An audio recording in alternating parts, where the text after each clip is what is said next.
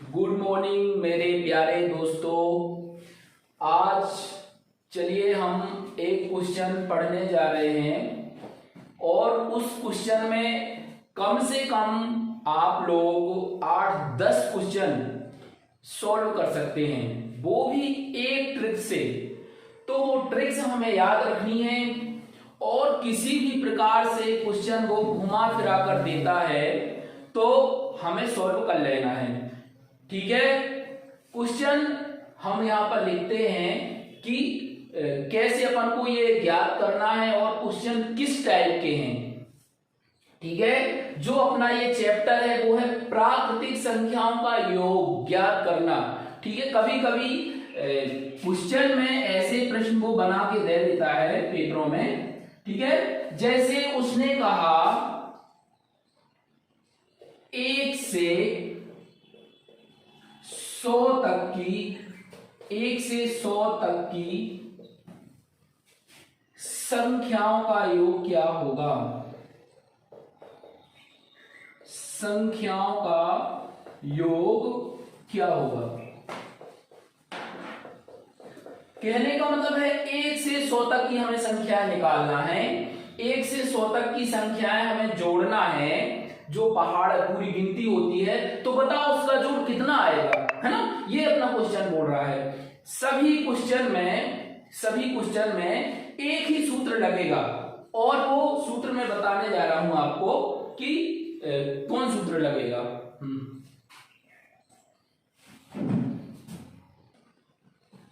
ठीक है, तो देखिए सभी इस प्रकार के जो क्वेश्चन होंगे केवल एक ही फॉर्मूला लगेगा और वो फॉर्मूला देखो क्या है। वो अपना फॉर्मूला है संख्याओं का योग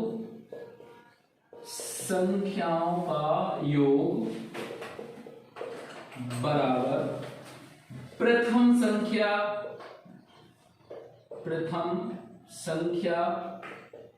अंतिम संख्या बटे दो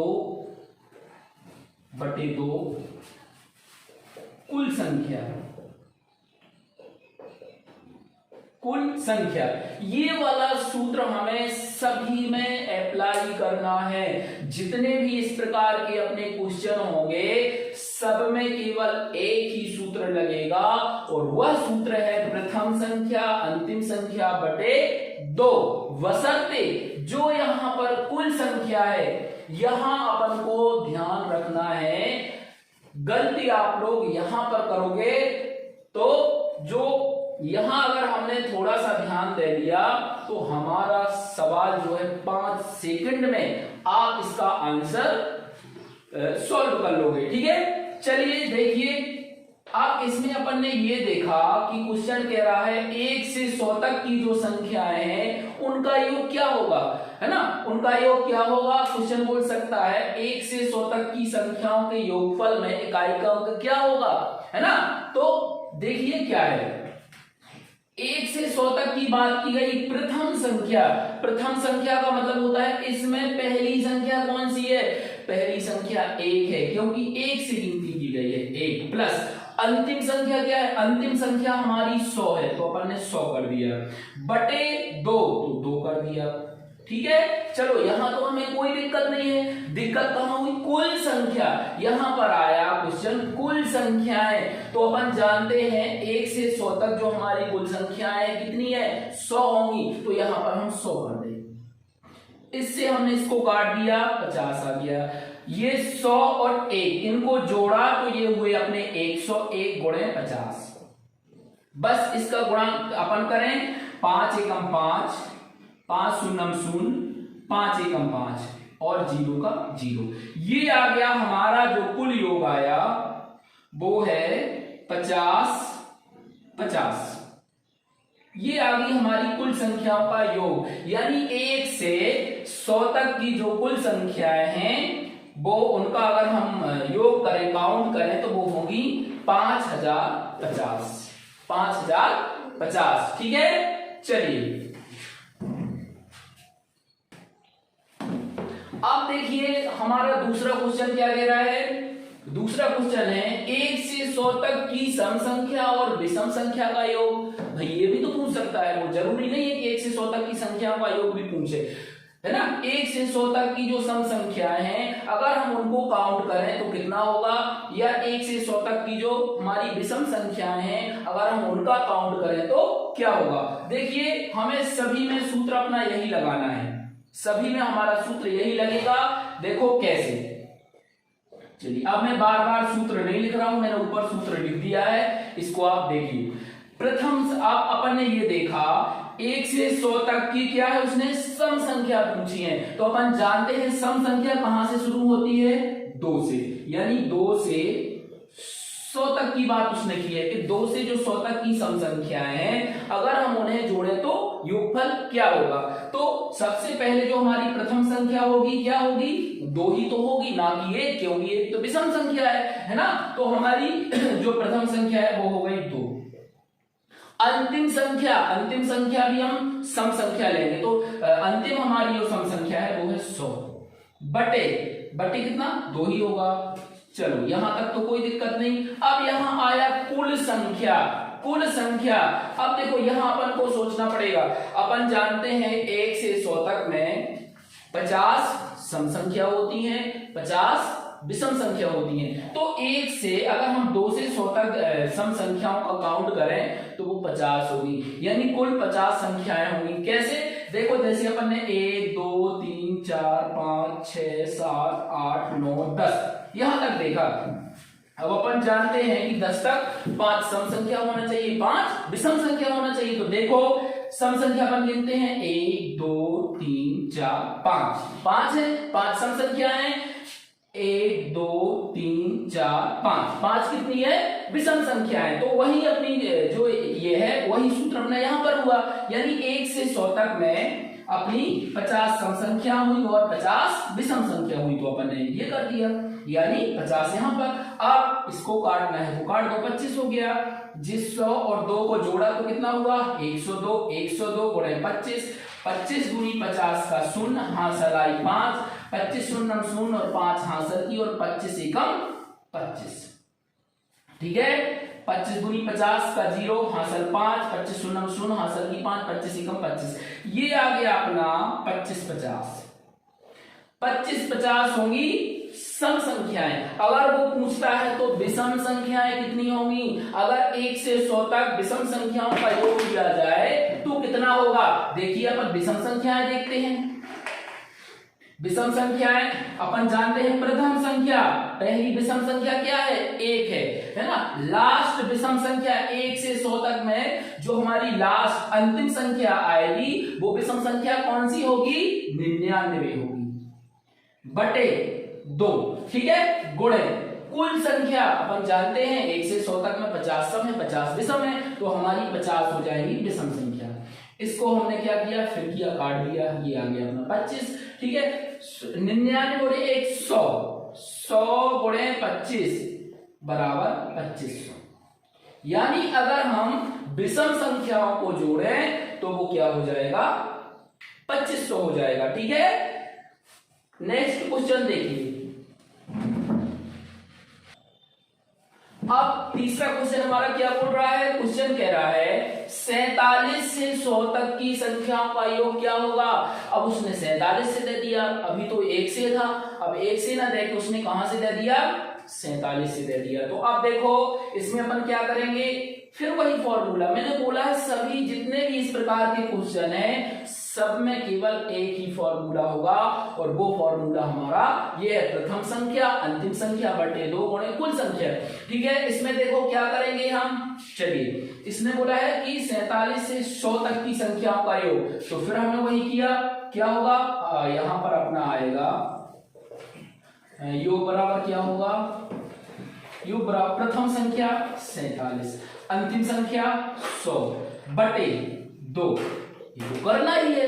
कुल संख्या, अब यहां ध्यान देना है, कुल संख्या यानी अपन ने देखा 47 उसने बात की है, तो हम जानते हैं हमारी कुल संख्या कितनी होती है, ये 100 तक है, लेकिन 100 में कितना माइनस होगा, इसकी इस तरफ कितना है 46, तो 46 अपन को माइनस करना पड़ेगा, तो 46 अपन ने यहाँ पर माइनस कर दिया। कहने का मतलब क्या है, हमें जो है 47 से 100 तक की संख्याएं निकालना है। तो 47 से 100 तक का कहने का मतलब है कि 100 में हम 46 घटा दें, 100 जो 100 है हमारा, अगर हम 46 घटा दें तो क्या बचेगा, जो 47 से 100 तक है वही तो बचेगा, है ना। तो हमने 100 में जो 46 है उसको घटा दिया, तो क्या होगा हमारा 47 से 100 तक की संख्याएं आ जाएंगी। तो चलिए यहाँ हमने देखा, घटाएंगे हम, इसमें पहले इसको जोड़ लें हम, तो ये तो हो गया हमारा 147 बटे 2। यहाँ पर हमने क्या किया, 100 में से 46 को घटाया, कितना बचा 100, यहाँ पर 10 में से 6 गए 4, 9 में से 4 गए, कितना बचा यहाँ पर 9 में से 4 गए 5, 54। ठीक है, अब 54 इससे इसको काट दें हम, 2 दूनी 4, 2 सत्ते 14, है ना। 147 गुणे 27, इसका हम गुणा कर लें, 7 सतैया 49, 7 चौकी 28, 29 30 31 32, और 7 दूनी 7 एकम 7, 7 3 10, यहाँ पर 0, 7 दूनी 14, 4 दूनी 8 1 9, 2 एकम 2, 9 की 9, 4 2 6, 9 की 9, 2 1 3, ये आया हमारा 39 69। ठीक है, ये हो गया हमारा इनका योग आया।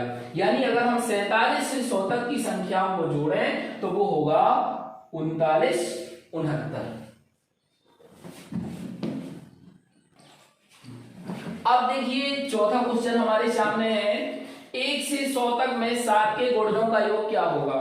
कहने का मतलब 1 से 100 तक में जो गिनती है उसमें हम 7 का पहाड़ा पढ़ें तो जो उनका योग है 1 से 100 तक में उनका कितना होगा, जो 7 से पूरा भाग जा रहा है। जैसे ये देखो क्वेश्चन को समझो, 1 से 100 तक की बात की है, यानी 7 दूनी 14, 7 3 21, 7 चौको 28, 7 पना 35, ये चलती जाएगी प्रोसेस कहां तक, लास्ट में कितना आ रहा है 100 में अपन कितने का भाग दें 7 का, तो लास्ट संख्या क्या आएगी, जैसे ये 100 है हमारा और इसमें हम 7 का भाग दें तो कितनी बार जाएगा, ये 7 एकम 7 और यहाँ पर 7 चौके 28, है ना, 7 चौके 28 ज्यादा हो रहा है, थोड़ा सा ब्रेक लगाओ यहाँ पर।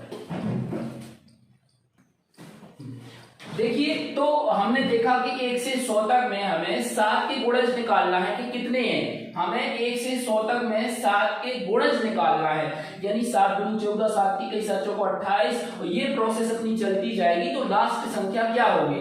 अब हम देखते हैं कि लास्ट संख्या तो हमें पता नहीं है कि भाई 100 जो है 100 के पहले कौन सी ऐसी संख्या है जो 7 से पूरी कट जाए, 7 का भाग चला जाए। उसके लिए देखिए क्या करते हैं हम, जैसे हम जानते हैं 100 में हमें देखना है तो 7 का हम भाग दें, 7 एकम 7, यहाँ पर कितना हुआ 3, है ना, 3 बचा और 0 7 चौके 28 और फिर यहाँ पर 2, अब ये 2 क्या है, हाँ ये 2 अपना शेष आ गया, ये 2 शेष बच गया। अब हम यहाँ पर ये देखेंगे कि 100 तक में गिनती में 100 के पहले कौन सी संख्या है जिसमें 7 का पूरा भाग जा रहा है, तो हम इनका गुणा करें, 14 7 98, 14 7 98, यानी हमारी लास्ट संख्या क्या आएगी 98 होगी जिसमें 7 का पूरा भाग जा रहा है। चलो ये हो गया, अब ये तो हो गई हमारी प्रथम संख्या, ये मिल गई अंतिम संख्या।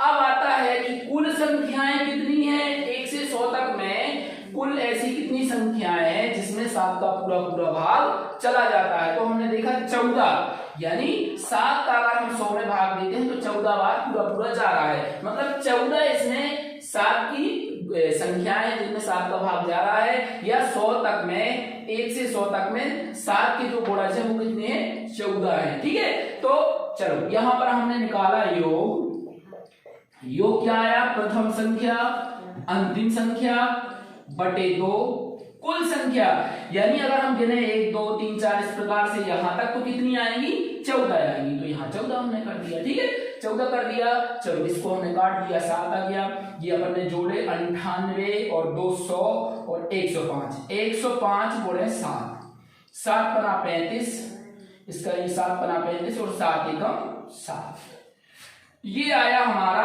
735। अगर हम 1 से 100 तक में 7 के गुणज निकालें, उनका योगफल निकालें, तो वो होगा 735।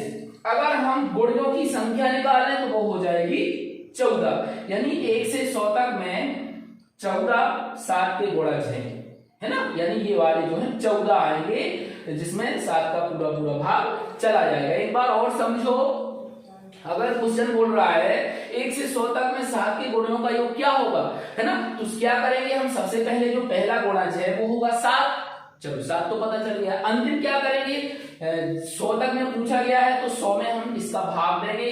अब अपन ने देखा भाग तो जा रहा है, लास्ट में शेष पर 2 बचा, मतलब अब हम आगे नहीं बढ़ेंगे। हमने ये देखा कितनी बार पूरा पूरा गया है, 14 बार। कहने का मतलब 1 से 100 तक में जो 7 के गुणज हैं वो होंगे 14।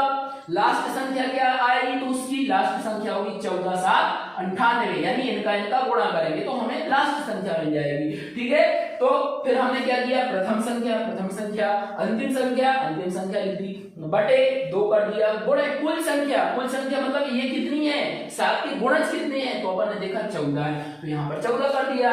फिर 2 से हमने इसको क्या किया, काट दिया, 2 सत्ते 14 गया, इन दोनों को जोड़ा तो 105 हुआ। अब 105 गुणे 7 किया तो ये आ गया 735, यानी 7 के गुणजों का जो योग होगा वो हो जाएगा 735। नेक्स्ट क्वेश्चन देखिए, अब देखिए 5वां क्वेश्चन क्या कह रहा है। 5वां क्वेश्चन हमारा है 51 से 100 तक। 51 से 100 तक में 2 और 3 के गुणजों का योग क्या होगा, यानी हमें 51 से 100 तक में बताना है जो 2 और 3 का भाग जा रहा है 51 से 100 तक की संख्याओं में, तो वो जितनी भी संख्याएं हैं उनको जोड़ने पर योगफल कितना आएगा, ये क्वेश्चन कह रहा है। ठीक है, तो हमने देखा 2 और 3 का मतलब है 3 दूनी 6, वह संख्या 6 होगी। इनमें से वह कौन कितनी संख्या है जिनमें 6 का पूरा पूरा भाग जाए, कहने का मतलब 2 का भी जाए और 3 का भी जाए, है ना। जैसे देखो यहां पर हमने लिखा 9 10 11 12। अब बताओ इनमें ऐसी कितनी संख्याएं हैं जिनमें 2 और 3 दोनों का भाग जा रहा है, जिनमें 2 का भी जा रहा है और 3 का भी जा रहा है। तो हमने देखा इसमें 3 का जा रहा है लेकिन 2 का नहीं जा रहा है, इसमें देखा 2 का जा रहा है लेकिन 3 का नहीं जा रहा है, इसमें देखा ना 2 का जा रहा है ना 3 का, इसमें देखा क्या है 2 का भी जा रहा है और 3 का भी जा रहा है, मतलब वह संख्या क्या होगी 6 ही होगी। जैसे 6 जो है किससे मिलके बना है, ये 2 और 3 से ही तो मिलके बना है भाई। 6 जो है इसमें 2 का भी जा रहा है और 3 का भी जा रहा है, यानी प्रथम संख्या जो होगी 2 और 3 की गुणज वो क्या होगी 6 होगी, है ना। मतलब 6 से 2 और 3 से निर्माण होता है 6 का। तो सीधा सीधा हमें ये देखना है कि 51 से 100 तक में ऐसी कितनी संख्याएं हैं जो 6 का गुणज है और उनका योगफल क्या है। ठीक है, तो अब ये बात की गई कहां से, 51 से बात की गई है ना, 51 से बात की गई है। तो सबसे पहले हम ये देखें कि 1 से 100 तक में हमारे 6 की कितने गुणज हैं, यानी 6 की कितनी संख्याएं हैं, तो हमने भाग दिया। ठीक है, 6 एकम 6, यहां पर बचा 4 तो 40 हो गए, 6 छम 36, फिर 4 बचा, 4 से बच रहा है यानी 16 है। 1 से 100 तक में 16 संख्याएं हैं जिनमें 6 का पूरा पूरा भाग जा रहा है। 6 का जा रहा है मतलब 2 का भी जाएगा और 3 का भी जाएगा। ठीक है, लेकिन बात कहां से की है, 51 से की है। हमने टोटल 100 तक 1 से 100 तक में निकाली है कि अगर हम 6 दूनी 12 ये गिनती करते जाएं 100 तक में, तो हमारी कुल संख्याएं कितनी होगी 16 होगी। लेकिन बात तो 51 की है, तो 51 के पहले कितनी संख्याएं हैं जिनमें 6 का पूरा पूरा भाग जा रहा है। तो अपन ने देखा पहले कितनी संख्याएं हैं, इसके पहले कितनी है 50। अब 50 तो संख्याएं हैं, इसमें कितनी संख्याएं हैं जिसमें 6 का पूरा पूरा भाग जा रहा है, 6 का अपन ने किया 6 7 42 6 8 48, कितनी है 8 है, टोटल कितनी है 16। 1 से 100 तक में 16 है जबकि 50 तक में अगर हम 6 का भाग दें तो 8 संख्याएं आती हैं, तो इसमें से 8 घटा दो तो कितनी बची? अपनी 8 बचेंगी। यानी हमें एक बात पता चल गई कि जो कुल संख्याएं हैं वो 8 होंगी, है ना। 51 से लेके 100 तक में 8 ऐसी संख्याएं हैं जिनमें 2 और 3 दोनों का भाग जा रहा है। तो हमने देखा प्रथम संख्या। अब देखिए प्रथम संख्या की बात आती है तो यहां पर देखो इसमें 6 का भाग जा रहा है क्या? नहीं जा रहा है ना। अगर 3 का जा रहा है लेकिन 6 का नहीं जा रहा है। चलो 52 में 6 का भाग जा रहा है क्या? नहीं जा रहा है। किसमें जाएगा? देखो 6 पंजे 30, 6 छंग 36, 6 7 42, 6 8 48, 6 नारे 54। यानी हमारी प्रथम संख्या क्या आएगी? 54 आएगी। 54 प्रथम संख्या है जिसमें 6 का पूरा भाग जा रहा है, यानी ये 54 है। देखो इसमें 2 का भी जाएगा और 3 का भी जाएगा। 2 का तो जा ही रहा है, 3 का देखो 3 एकम 3, 3 8 24, 3 का भी जा रहा है। तो प्रथम संख्या हमारी कितनी हो जाएगी? 54। योग प्रथम संख्या 54। अंतिम संख्या क्या होगी? अंतिम संख्या क्या होगी? यानी 100 तक में अंतिम संख्या, फिर वही बात 6 का जल्दी से 2, 6 एकम 6, 4 40, 6 छंग 36, 16 छक्का 16 दूनी 32, 16 की 48, 16 चौको 64, 16 85, 16 छक्का 96। यानी हमारी अंतिम संख्या क्या होगी? 96 होगी, जिसमें 6 का पूरा भाग जा रहा है बटे 2। कुल संख्या हमने बताया था कितनी थी? कुल संख्या 1 से 100 तक में 16 थी, उस तरफ 8 है, इस तरफ 8 है, तो मतलब कुल संख्या 8 होगी। इससे इसको काट दिया 4। ये जोड़ा अपन ने कितना हुआ? 6 4 10 का 0, 9 5 14 और 1 15, 150 गुणे 4, 15 दूनी 30, 15 दी 45, 15 चौके 60 और 1 जीरो 600। यानी 51 से 100 तक में 2 और 3 के गुणजों का योग निकाला जाए तो वो होगा 600। कितना होगा? 600। अब समझना कहां पर है, दिमाग कहां लगाना है वो देखिए। 51 से बात की गई है तो 51 से आगे की हम प्रथम संख्या निकालेंगे।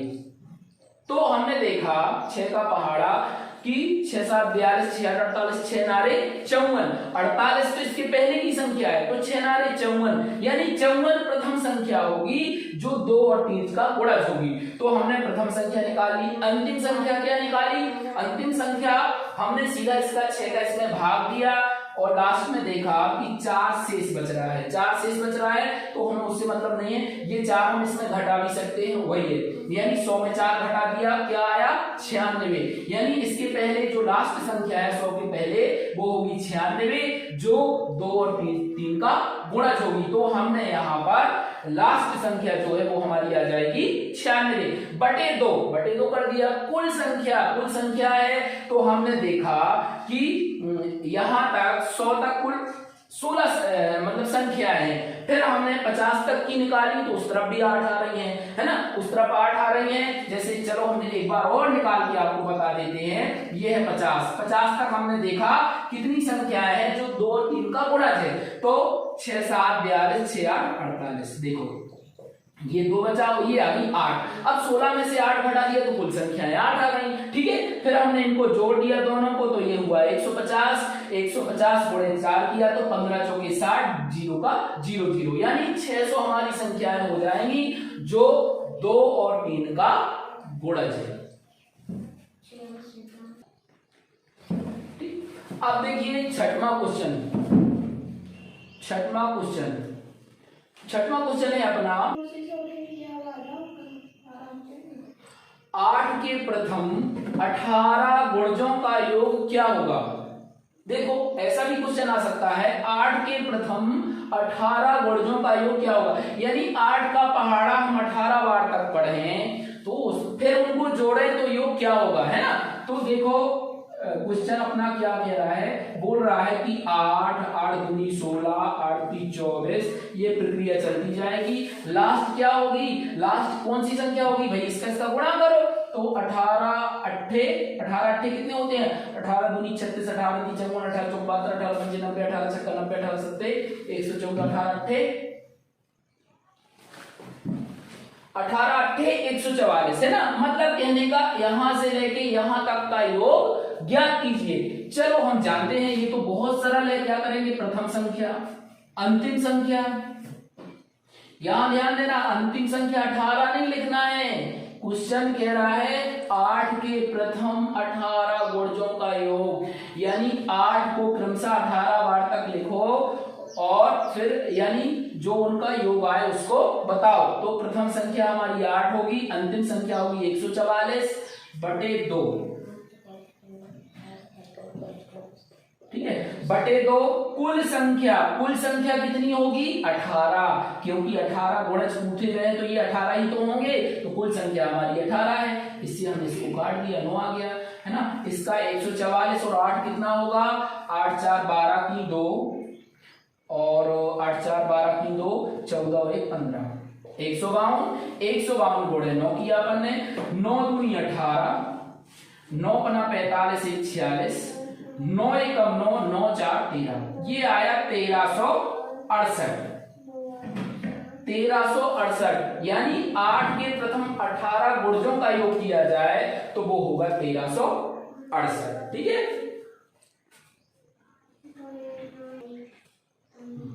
ठीक है, देखो 7वां क्वेश्चन क्या है, 7वां क्वेश्चन कह रहा है 100 से 400 के बीच ऐसी कितनी संख्याएं हैं जो 5 एवं 7 से विभाजित हैं।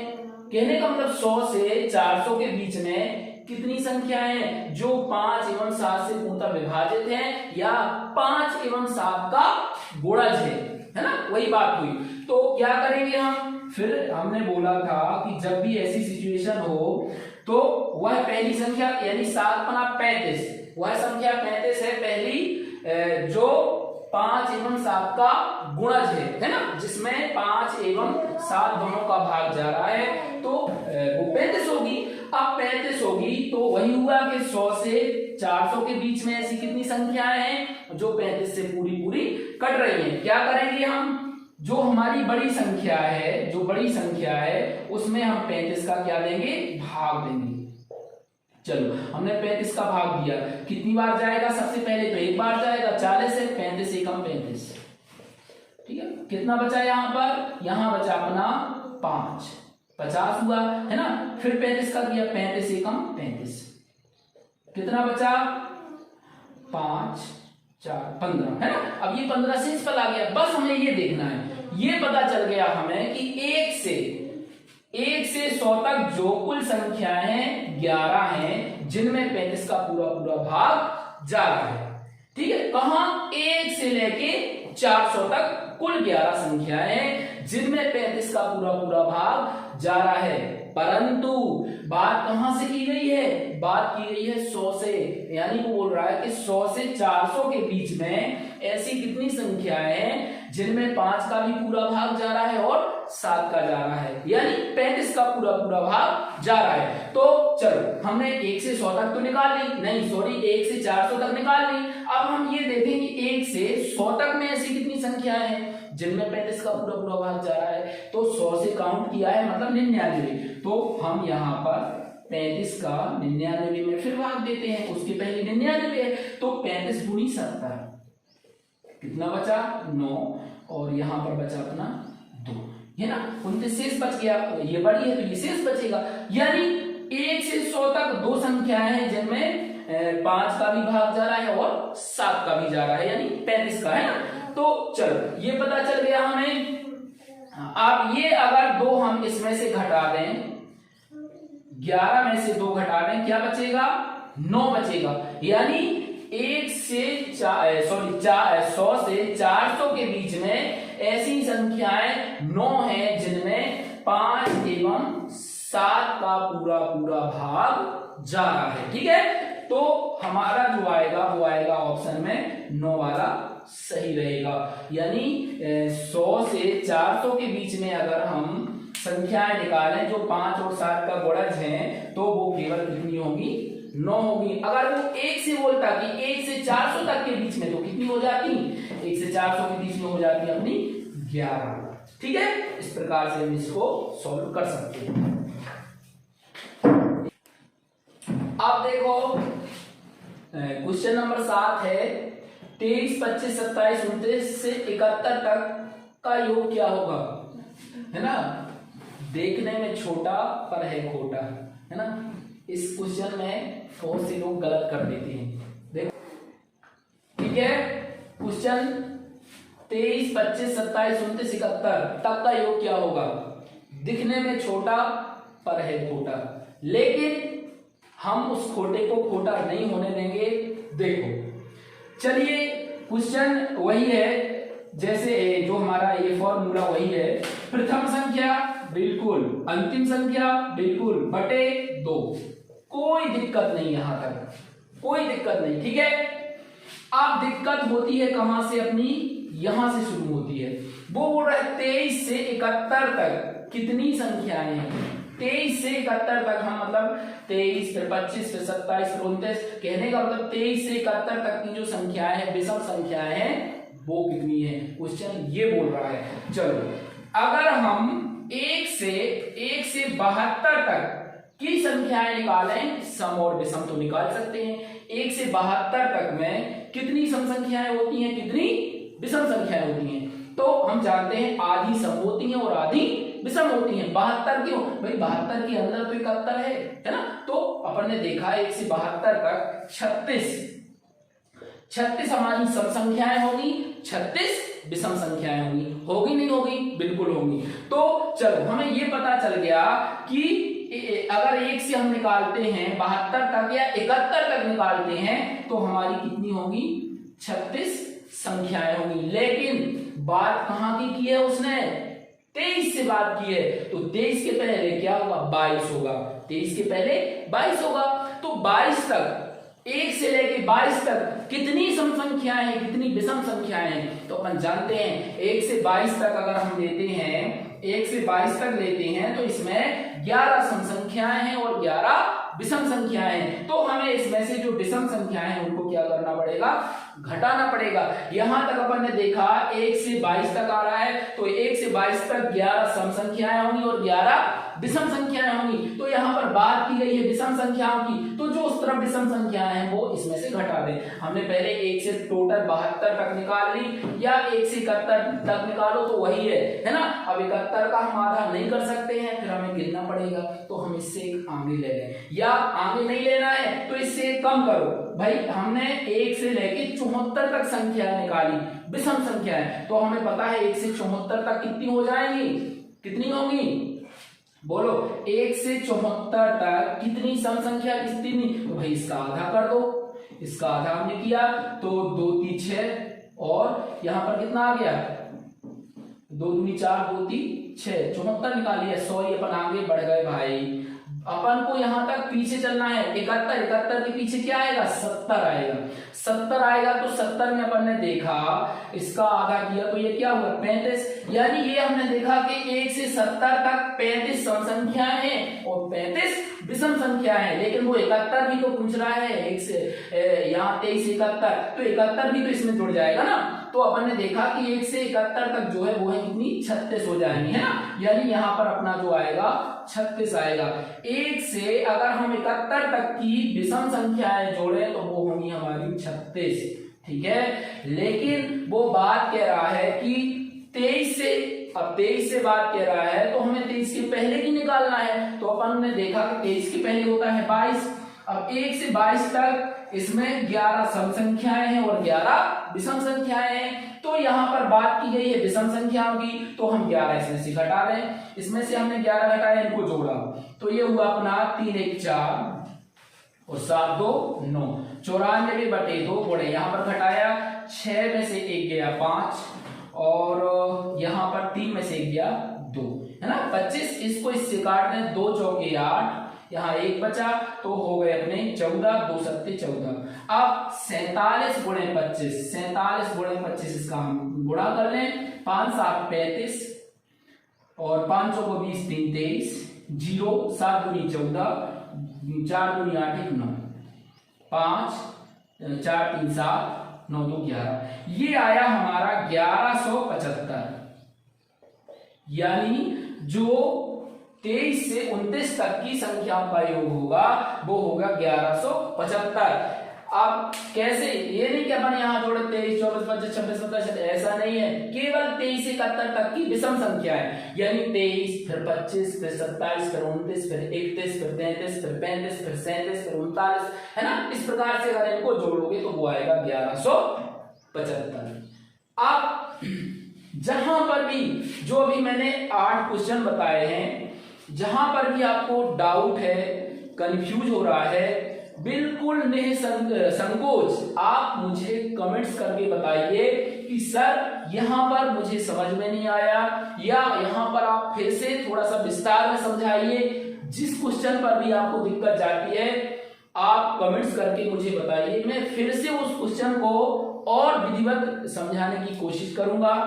और अगर आपको लगता है कि अच्छे सवाल हैं तो प्लीज आप पूरा वीडियो देखें, और अगर आपको समझ में आ रहा है तो मेरे चैनल को लाइक्स करें, सब्सक्राइब करें, यही मेरी आपसे निवेदन है मेरा, है ना। तो चलिए आज के लिए हमारा ये यही हम अपनी इसको बैच को समाप्त करते हैं, ठीक है।